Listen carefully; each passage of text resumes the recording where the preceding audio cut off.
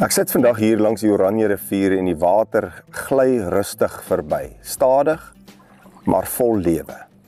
Dis amper moeilik om presies te sê waar hierdie water begin, iewers in die berge, dalk 'n fontein, 'n stroompie wat sy pad soek. Ek weet nie presies nie. Maar ek kan vir jou wys waar lewe is. Dit is hier. Hier stroom dit, vol belofte, vol lewe. Hier vang ons vis, hier koel ons hande af, hier word ons dors geles, want water gee lewe. Sonder water droog alles op, die grond, die bome, selfs die mens se gees. En dis my beeld van geloof. Ek kan nie altyd presies sê hoe God werk of van waar sy genade begin nie, maar ek kan jou wys waar ek dit vind.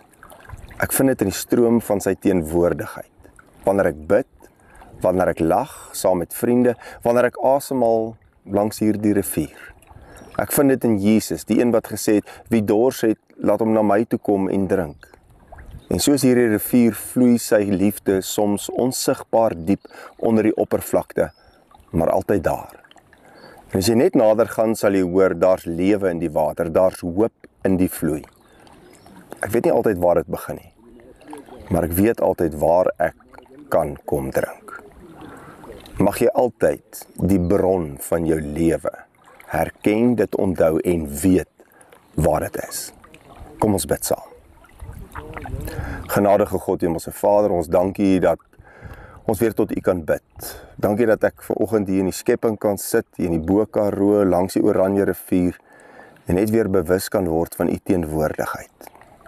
Soos hierdie rivier lewe gee in hierdie dorre, droë wêreld, weet ons dat U teenwoordigheid, U liefde, U genade vir ons daardie liefde is.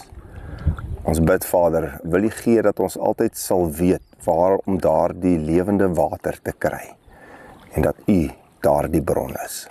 Ons bid dit in Jesus Christus se naam alleen. Amen.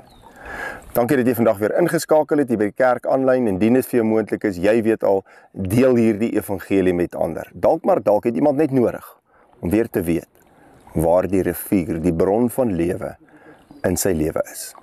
Tot 'n volgende keer.